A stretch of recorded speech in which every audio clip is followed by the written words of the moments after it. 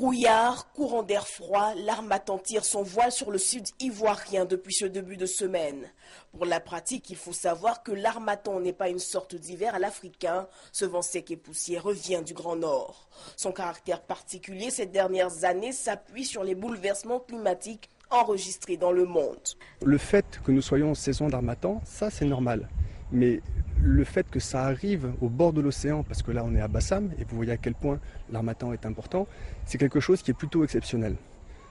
Parce que la densité, le couvert forestier de la Côte d'Ivoire, normalement, est un couvert humide. Nos arbres créent de l'humidité.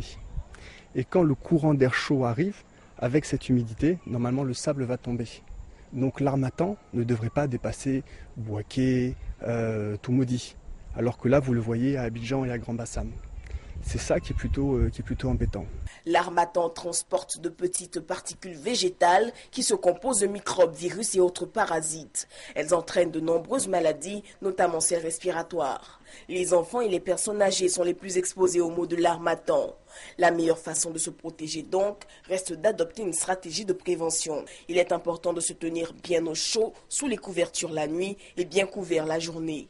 Il est recommandé d'avoir des baumes et des pommades pour la peau, des sticks pour les lèvres à base de beurre de karité. Il faut boire beaucoup d'eau durant l'Harmattan et se laver les mains fréquemment. Dans les endroits publics comme les écoles, l'hygiène devra être renforcée. Il faudra enfin traiter les infections des voies respiratoires et les otites des jeunes enfants dès qu'elles se présentent. En un mot, adopter un mode de vie sain en vue de ne pas affaiblir le système immunitaire. Selon M. Jack Kwaku Bernard, chef du département de la climatologie de la Sodexam, l'Harmattan devrait couvrir la capitale économique ivoirienne encore quelques jours.